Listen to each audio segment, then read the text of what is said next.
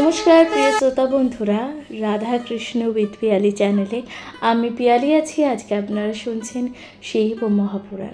प्रिय श्रोता बंधुरा शिव महापुराणे आपनारा नानाविध महादेवेर अलौकिक लीला तथा पुजो करार सम्पूर्ण विधिबद्ध विधान जा आपनारा शुनेछेन बा शुनते चलेछेन, जेखाने आपनारा महादेवेर नानान रूप तथा नानान भावे महादेवेर स्मरण करा एवं महादेवके किभाबे प्रसन्न करा जाए एछाड़ाओ महादेवेर नाना प्रकार पुजो करार सम्पूर्ण विधान जा आपनारा शुनेछेन। प्रिय श्रोता बंधुरा आशा करछि आपनादेर ता भालो लागछे। शिव महापुराण आपनादेर केमन लागछे अवश्यई आपनादेर मूल्यबान मतामत जानाबेन। आपनादेर जोन्नोई शिव महापुराण जा पाठ करे शोनानो, कारण आपनादेर पाशे थाका जा खुबই एकान्तই गुरुत्वपूर्ण एवं आपनारा सहजे सकले सबाई पाशे थाकबेन एवं এই शिव महापुराण कथा अवश्यई श्रवण करबेन। पुराण श्रवण एवं पुराण पाठेर माध्यमे व्यक्तिर जीवने आसा नानान बाधा विघ्न दुख कष्ट जा निरामयित हय एवं व्यक्तिर जीवन हये ओठे शांतिमय। ताहले आपनारा निजेरा अवश्यई ता श्रवण करबेन एवं आपनादेर काछेर मानुष प्रियजन सकलेर साथे ता पाठ करे अर्थात भाग करे निते भुलबेन ना। महापुराण शुनते थाकुन शिव महापुराण। आजके आपनारा शुनते चलेछेन षष्ठ संहिता धर्म संहितार 53तम अध्याय, जेखाने आजकेर आलोच्य विषयबस्तु दक्ष उत्पत्तिर वर्णन अर्थात एई जे दक्षेर उत्पत्तिर कारण की बला आछे। ताहले शुनते थाकुन महापुराण। सूत बोलेन जे पृथु राजार अत्यंत धर्मपरायण आरो दुटी पुत्र जन्मग्रहण करें। तारा हलेन हविद्यानी एवं हविद्याम। एरा अत्यंत वीर छिलेन। एरा अत्यंत कि छिलेन? वीर छिलेन। हविर्धामेर स्त्री छिलेन शिखण्डिनी। हविर्धामेर स्त्री छिलेन शिखण्डिनी। श्रीखण्डिनीर प्राचीन बहिष्य नामेर एक पुत्रेर जन्म देय। प्राचीन बहिर्ष थेके कुलेर जन्म हय। प्राचीन बहिर्षेर स्त्री छिलेन समुद्रेर कन्या। तादेर 10,000 बछर काठेर अर्थात कठोर तपस्या करें। तादेर तपस्यार फले पृथिवीते बड़ बड़ गाछ जन्माय। पृथिवी जंगले परिपूर्ण हय। तबे कोनो फसल फलतो ना। ওই সময় পৃথিবীতে কোনো রাজা ছিল না। ওই সময় এই যে পৃথিবীতে কোনো রাজা ছিল না, ফলে প্রজা ক্ষয় হচ্ছিল। অর্থাৎ ফলে কি হচ্ছিল? প্রজাদের ক্ষয় হয়েছিল।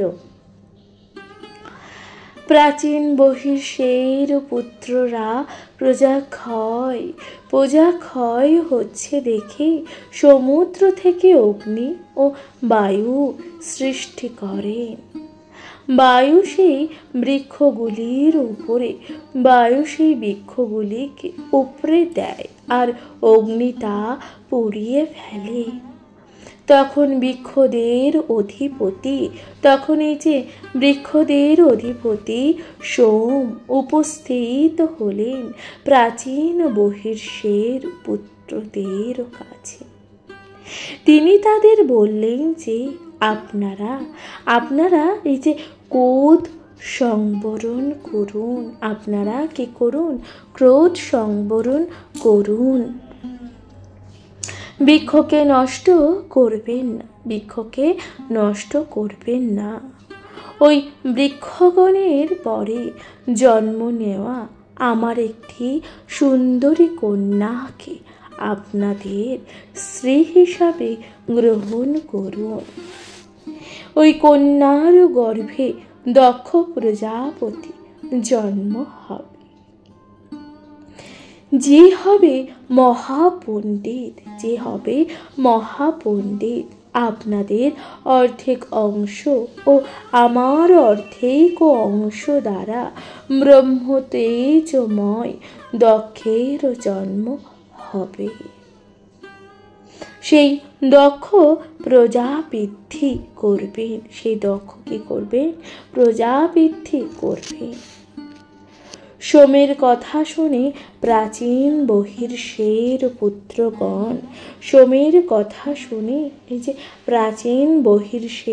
পুত্রগণ,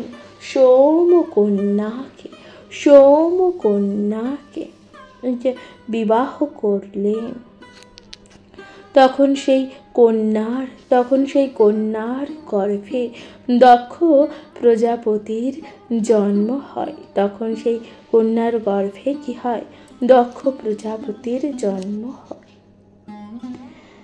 দক্ষ প্রজাপতি নিজের মন থেকে স্থাবর, জঙ্গম, দ্বিপদ, চতুষ্পদ ও পুরুষ সকল সৃষ্টি করেন।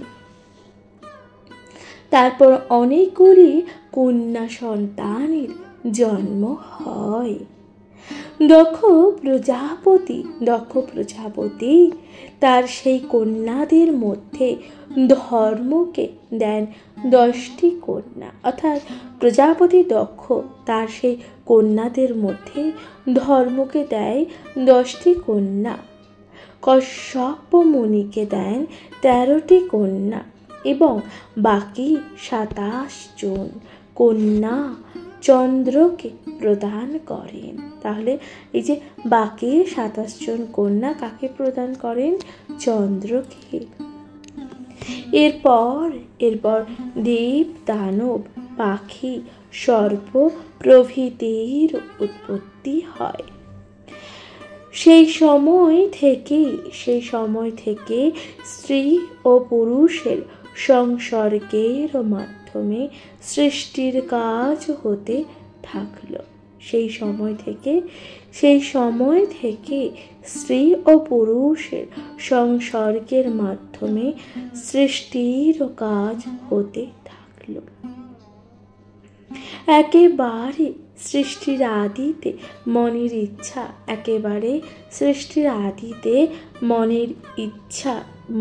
ইচ্ছা দর্শন ও স্পর্শের দ্বারাই আদিম পুরুষ ও নারীদের সৃষ্টি হয়েছিল, সে কথা পুরাণেও বলা হয়েছে। সৌনক মুনি সুতকে জিজ্ঞাসা করলেন, অর্থাৎ ঋষি সৌনক মুনিকে সুতকে জিজ্ঞাসা করলেন যে, হে সুত, আগেই আপনি একথা বলেছেন যে ব্রহ্মার অঙ্কুষ্ঠ থেকে দক্ষ প্রজাপতির জন্ম হয়। আবার এখন বলছেন যে দক্ষ সেই 10 প্রচেতাদের সন্তান। এটি কেমন করে হয়?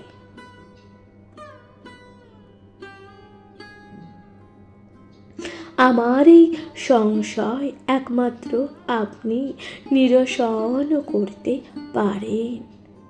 আবার বলেছেন যে চন্দ্রের দৌহিত্র হলো দক্ষ।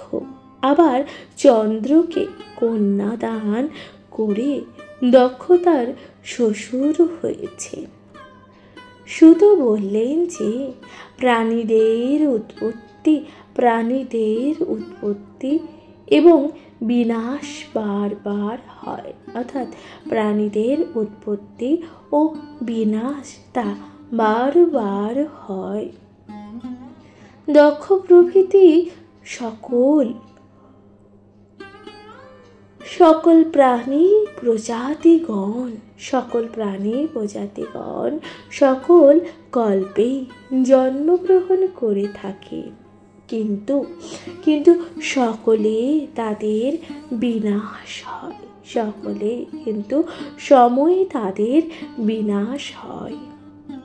তবে তবে এই যে বড় মাধ্যম ও ছোট মাধ্যম, তবে বড় মাধ্যম ও ছোট মাধ্যম এর বিভেদ প্রত্যেক কল্পেই থাকে। এর বিভেদ কি হয়? প্রত্যেক কল্পেই থাকে। যে ব্যক্তি দক্ষ প্রজাপতি থেকে সকল স্থাবর অস্থাবর জঙ্গম প্রভৃতি সৃষ্টির কথা শুনে থাকে অথবা পাঠ করে থাকে, সে মানুষ তার পুত্র ও পৌত্রদের সঙ্গে দীর্ঘকাল বহু আয়ু নিয়ে সুখে বাস করেন এবং পরকালে তাদের স্বর্গলাভ ঘটে থাকে, এবং পরকালে কি হয়? তাদের স্বর্গলাভও ঘটে থাকে।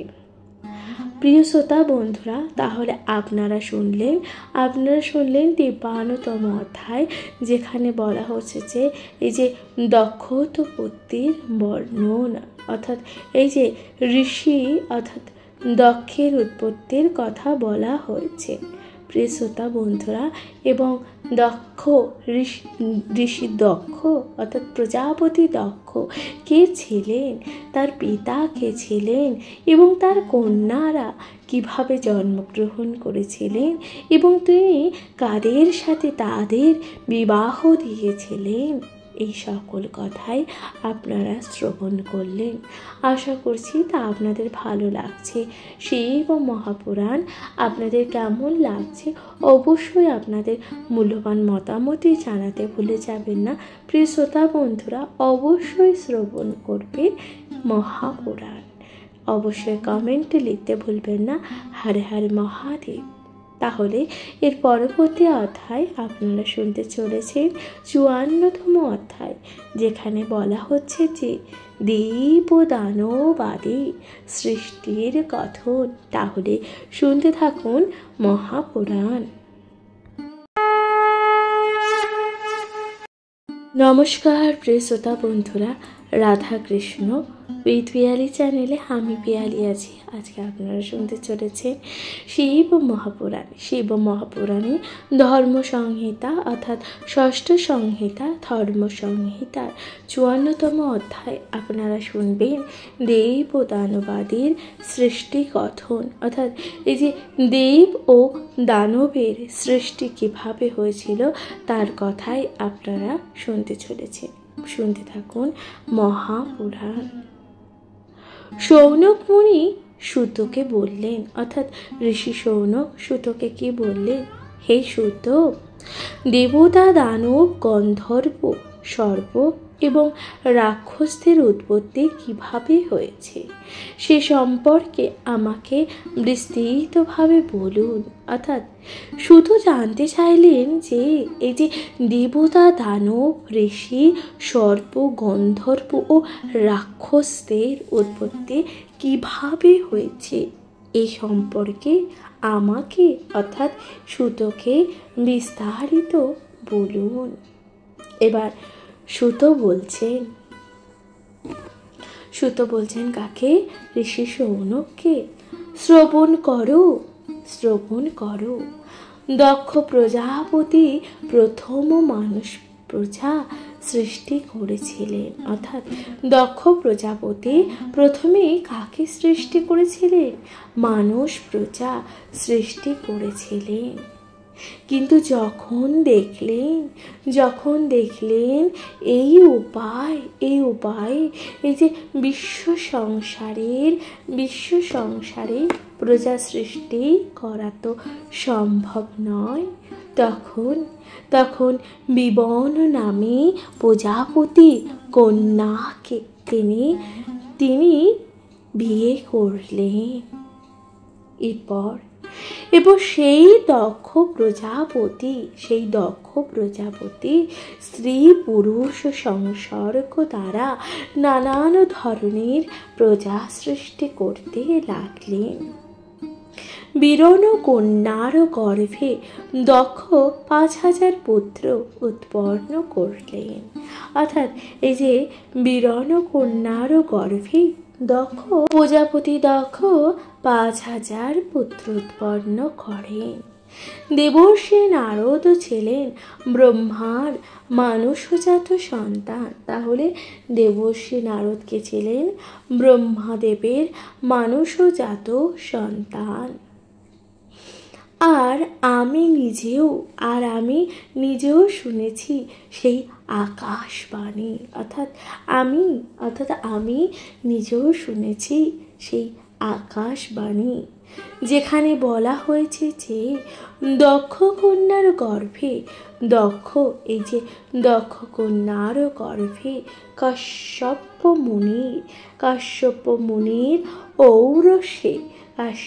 মুনির ঔরসে বহু পুরুষ সৃষ্টি হবে। সেই জন্য দক্ষের পুত্রদের নারদ বললেন, রে মূর্খগণ, কোনো কিছু না জেনে কেন তোমরা সৃষ্টির কাজ করছো? তোমাদের তো কোনো দিক বিদিকটি জ্ঞানই নেই। আগে তোমরা পৃথিবীটাকে ভালো করে জানো।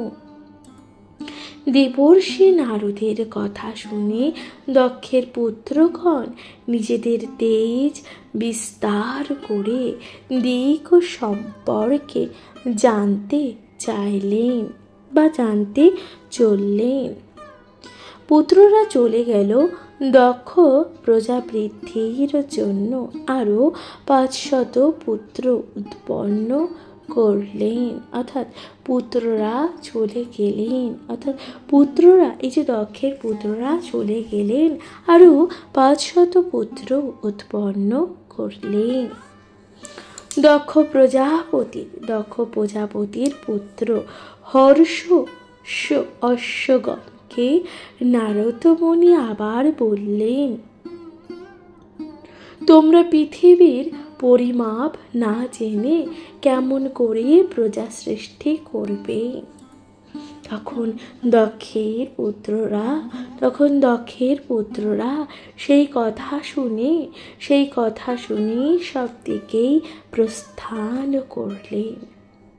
তারা অন্তঃসার শূন্য আকাশ পথে চললেন। তারা কি করলেন?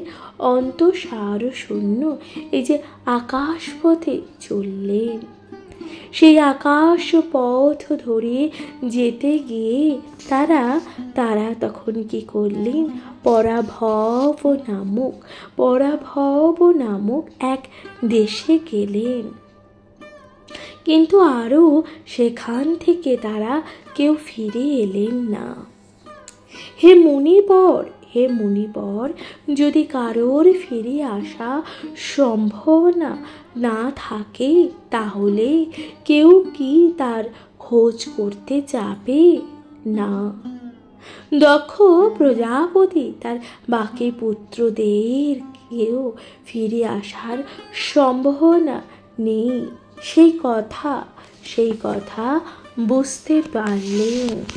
সেই কথা তখন বুঝতে পেরেই বীরিণী পত্নীর গর্ভে আরো 7টি কন্যা উৎপন্ন করলেন। ওইসব কন্যাদের মধ্যে ধর্মকে দেন 10টি কন্যা, কশ্যপ মুনিকে দেন 13টি কন্যা, 27টি দেন চন্দ্রকে, 4টি দেন অরিষ্ঠ নেমিকে, 2টি দেন ব্রহ্মার পুত্রকে, 2টি দেন অঙ্গিরা মুনিকে এবং অবশিষ্ট 2টি কন্যা দেন বিদ্বান কৃশাম্ব মুনিকে। কন্যাদের কয়েকজন এর নাম হলো, অর্থাৎ সেই দক্ষের কন্যাদের কয়েকজনের নাম হলো অরুন্ধতী, বসু, জমি, লম্ভা, ভানু, মরুন্তরী, সংকল্পা, মুহূর্ত, সাধ্যা, বিশ্বা। এবং এই 10 জন হলেন ধর্মের পত্নী। এই পত্নীদের গর্ভে অনেক সন্তান জন্ম দেন ধর্মদেব। বিশ্বার গর্ভে জন্মায় বিশ্বদেবগণ। সাধ্যার গর্ভে জন্মায় সাধ্যগণ। মারুত্যদের গর্ভে জন্মায় 49 বায়ুগণ। বসুর গর্ভে জন্মায় অষ্টবসুগণ। ভানুর গর্ভে জন্ম নেয় 12 জন সূর্য। মুহূর্তার গর্ভে মুহূর্ত জনত। লম্ভার গর্ভে ঘোষ। জমির গর্ভে নাগবিথি এবং অরুন্ধতীর গর্ভে পৃথিবী। সংকল্পার গর্ভে সত্য শরীরী সংকল্প জন্ম নেয়। অষ্টবসুর নাম হলো, এই যে অষ্টবসুর নাম কি? অয়, ধ্রুব, সোম, ধর, অনিল, অনল, প্রত্যুষ, প্রভাস। অয় নামক বসুর পুত্ররা হলেন বেতকু, শ্রম্য, শান্ত এবং মুনি। ধ্রুব নামে বসুর যে পুত্র ছিল, তিনি হলেন সকল লোকের উৎপাদক কাল। সোম নামক বসুর পুত্র হল বচ্চা। এই বচ্চা থেকে লোকে বচ্চিষ্যি হয়। ধর নামক বসুর পুত্র ছিল দ্রবিণু। তিনি দ্রুত দেব অন্ন বহন করতে পারেন। অনিল নামে যে বসুর পুত্র ছিলেন, তার স্ত্রী ছিলেন শিবা। শিবা ও অনিলের 2টি পুত্র সন্তানও ছিলেন। তারা হলেন পুরোজা এবং অভিজ্ঞাত। অগ্নি ও অনলের পুত্র কুমার শোভাযুক্ত সরগুচ্ছের মধ্যে জন্ম নেন। কুমারীর শাক বিশাখ নৈ গমের পৃষ্ঠচর ছিলেন। অননীল স্ত্রী ছিলেন কৃত্তিকা। সেই কৃত্তিকার গর্ভে কুমারের জন্ম হয়। সেই জন্য কুমারের আরও এক নাম ছিল কার্তিকেয়। তাহলে কুমারের আরেক নাম কার্তিকেয় কিভাবে হলো আপনারা তা জানলেন। প্রত্যুষ নামে বসুর যে পুত্র ছিলেন, তার পুত্র হলেন ঋষি দেবল। ঋষি দেবলের 2 পুত্র, তাদের বহু সন্ততি ছিলেন। অষ্টম বসু ছিলেন প্রভাস। প্রভাসের পত্নী ছিলেন বৃহস্পতি সহোদরা। তিনি অতীব সুন্দরী, ব্রহ্মচর্য পরায়ণা। বৃহস্পতি সহোদরার গর্ভে জন্ম নেন বিশ্বকর্মা। বিশ্বকর্মা ছিলেন শিল্পী এবং তিনি স্বর্গলোককে সৃষ্টি করেছিলেন। তিনি শিল্পীদের মধ্যে শ্রেষ্ঠ, আকাশচারী ও মহাবুদ্ধিমান। এখন শিল্পীগণ যে সকল শিল্প কাজ করেন, তার স্রষ্টাকে, তার স্রষ্টা হলেন বিশ্বকর্মা।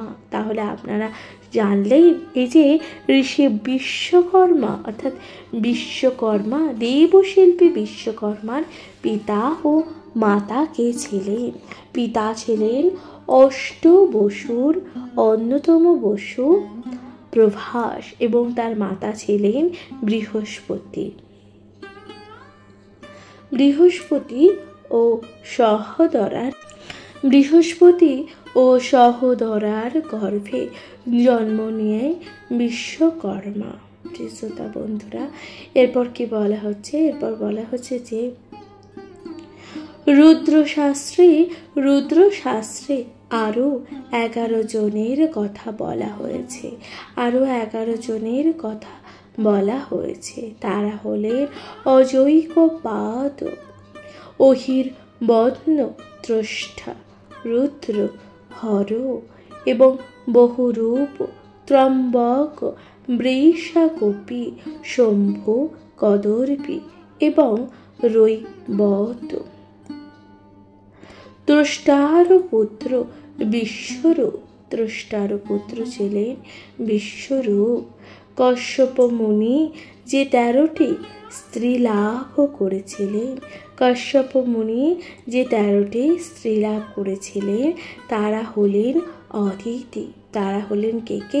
ঋষি কশ্যপ মুনি যে 13টি স্ত্রী লাভ করেছিলেন তারা হলেন অদিতি, দিতি, দনু, অরিষ্ঠা, সুসরা, ইলা, সুলোভি, বিনতা, ত্রাম্রা, ক্রোধা, সমা, কর্তু ও শনি। তাদের গর্ভজাত সন্তানদের কথা শোনো। আদি মন্বন্তর সময়ে 12 জন সুরবর জন্ম নিয়েছিলেন। বৈবস্বত মন্বন্তরের সময় তুষিতগণ নিজেরা বলেছিলেন যে চাক্ষুষ মন্বন্তরের তারা সকলেই অদিতির গর্ভে জন্ম নেবেন, যাতে সকল লোকের বিশেষত সাধু লোকদের মঙ্গল হয়। পরে চাক্ষুষ মন্বন্তরের মরীচির পুত্র কশ্যপ মুনির ঔরসে দক্ষ কন্যা অদিতির গর্ভে তুষিতগণ জন্ম নেয়। আবার এই চাক্ষুষ মন্বন্তরে অদিতির গর্ভে বিষ্ণু এবং ইন্দ্র জন্ম নেয়। চাক্ষুষ মন্বন্তরের তুষিতগণ যে জন্ম নেন তারই রৈবত মন্বন্তরের 12 আদিত্য রূপে জ্ঞাত হন। এই 12 আদিত্য হলেন বিষ্ণু, ইন্দ্র, অক্ষতা, ধাতা, ত্রষ্টা, পূষা ও বিবস্বান, সবিতা, মিত্রা, বরুণ, অংশ, ভগ ও অতি তেজা। চন্দ্রের 27 জন স্ত্রী ছিলেন। চন্দ্রদেবের কজন স্ত্রী ছিলেন? 27 জন। তারা সবাই ছিলেন সুব্রতা। তাদের সন্তানগণ অত্যন্ত দীপ্তিময় ও তেজস্বী ছিলেন। অরিষ্ট নেমির স্ত্রীদের গর্ভে মোট 16 জন সন্তান জন্ম নেন। তার 4টি কন্যা জন্মেছিল। তার মধ্যে 4টি কন্যা জন্মেছিল। যে সকল দেবতাদের নাম বলা হলো তাদের মধ্যে 33 জনই দেবতা তাদের নিজেদের ইচ্ছা অনুযায়ী জন্ম নিতে পারেন। তাদের জন্ম ও লগ্ন সম্পর্কে বলা হয়েছে। যেমন ভগবান সূর্য প্রতিদিন উদয় এবং অস্ত গিয়ে থাকেন, সেই রকম দেবগণ প্রতি যুগে উৎপন্ন হন। কশ্যপ মুনির ঔরসে তার স্ত্রী দিতির গর্ভে হিরণ্যকশিপ ও হিরণাক্ষ নামে অত্যন্ত শক্তিশালী দুই পুত্র জন্মেছিলেন। তাদের সিংহিকা নামে এক কন্যাও ছিলেন। কন্যা সিংহিকাকে বিপ্রচিত বিয়ে করেছিলেন। হিরণ্যকশিপুর 4টি পুত্র জন্মেছিল। তারা ছিলেন প্রচণ্ড বলশালী। শ্রোতা বন্ধুরা, তাহলে হিরণ্যকশিপুর কয়জন পুত্র ছিলেন? 4 জন। তারা কারা কারা? তারা হলেন অনুলাথ, লাথ, প্রহ্লাদ এবং সংলাদ। প্রহ্লাদ পুত্র হলেন বিরোচন। বিরোচনের পুত্র বলি রাজা। বলি রাজা আবার 100 পুত্র ছিল। সব থেকে বড় পুত্র হলো বানু রাজা। প্রিয় শ্রোতা বন্ধুরা, তাহলে আপনারা শুনলেন এই যে হিরণ্যকশিপুর 4 জন পুত্র, তার মধ্যে অন্যতম একজন পুত্র ছিলেন কে? ভক্ত প্রহ্লাদ। এরপর কি বলা হচ্ছে? হিরণ্যকশিপুর বা হিরণ্যক্ষেত্রের অতি বলবান ও ক্ষমতাশালী 5টি পুত্র জন্মেছিলেন। হিরণ্যাক্ষের অতি বলবান ও ক্ষমতাশালী 5টি পুত্র জন্মেছিলেন। তবে এই পুত্রগণ বেশ পণ্ডিত ছিলেন। এই 5 পুত্র হলেন কুকুর। এই 5 পুত্র হলেন কে? কুকুর, শকুনি, ভূত, সন্তপান, মহানাদ এবং কালানাভ। ধনুর গর্ভে জন্মেছিলেন 100 পুত্র, অর্থাৎ ধনুর গর্ভে জন্মেছিলেন 100 জন পুত্র। সেগুলো কে? সেগুলি হলো ধনুর গর্ভে জন্মেছিল আরো 100 জন পুত্র। তারা সকলেই ছিলেন মহাপরাক্রমশালী ও বীর্যশালী। তাদের কয়েকজন ছিল দ্বিমূর্ধা ও শকুর, প্রভু বলি, শিব, অয়মুখ, সম্বল, কপিল, বামন, বিশ্বানল, পুলোম, বিদ্রাবণ, মহাসর, শনভান, বৃষপর্ভা, বিপ্রচিত্ত। এরা ধনুর গর্ভে ও কশ্যপ মুনির ঔরসে জন্মান। শরভানুর কন্যা ছিলেন প্রভা। শরভানুর কন্যা ছিলেন কে? প্রভা। এবং পুলোমার কন্যা ছিলেন শচী। এই শচী হলেন ইন্দ্রের স্ত্রী। পুলোমা হলেন বিশ্বাননের কন্যা। বিশ্বাননের আরো একজন কন্যা ছিলেন, তার নাম হলো কালিকা। বিশ্বপর্বা দানবের 3 কন্যা। তারা কে ছিলেন? উপদানবী, হয়সেরা এবং শর্মিষ্ঠা। পুলোভা এবং কালিকা দুজনেই বিয়ে করেছিলেন মরিচকে। তাদের গর্ভে মোট 60,000 সন্তান জন্ম হয়। পুলোমার পুত্ররা হলেন পৌলোমী। কালিকার পুত্ররা হলো কালকঞ্চ নামে বিখ্যাত। এই দানবদের মধ্যে এরা ছিলেন অত্যন্ত বলশালী। এই সকল পুত্ররা হিরণ্যপুরে বাস করতেন। তাদের ক্ষমতার জন্য তারা দেবতাদেরও অবদ্ধ হয়ে উঠেছিলেন। পিতামহ ব্রহ্মার আশীর্বাদে পাণ্ডুর পুত্র অর্জুন তাদের বধ করেছিলেন। সিংহিকা ও বিপ্রচিত্তের মহাবলশালী 13টি পুত্র জন্মেছিলেন। তারা কে? তারা হলেন রাহু, শল্য, বল, মহাবল, পাতাপি, নমুচ, ইম্বল, সৃপ, অজিক, নরক, কাল, নাভ, শরমান এবং শরকল্প। এরা সকলেই অত্যন্ত ক্ষমতাবান ও বংশবৃদ্ধিশালী ছিলেন। এদের পুত্র পৌত্ররা যে বংশবৃদ্ধি করেন তাতে ধনুর বংশ বৃদ্ধি ঘটে। মহৎ তপস্যার ফলে সর্বদা চিন্তাযুক্ত দৈত্য সংলাদের থেকে নিবাত কবচগণ জন্ম নিয়েছিলেন। প্রিয় শ্রোতা বন্ধুরা, তাহলে এখানে সমাপ্ত হলো মহাপুরাণ। আপনারা শুনলেন এই যে ঋষি দক্ষ অর্থাৎ প্রজাপতি দক্ষের কথা। এছাড়াও আপনারা শুনলেন দেব দানব কিভাবে সৃষ্টি হয়েছিল তার প্রথম পর্ব।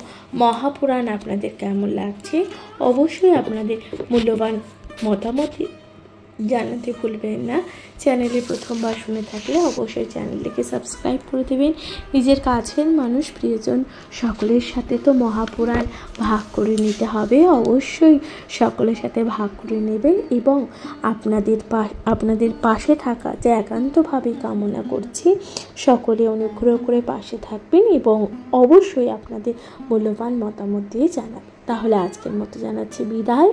ভালো থাকবেন, সুস্থ থাকবেন, কমেন্টে লিখতে ভুলবেন না। হর হর মহাদেব। নমস্কার।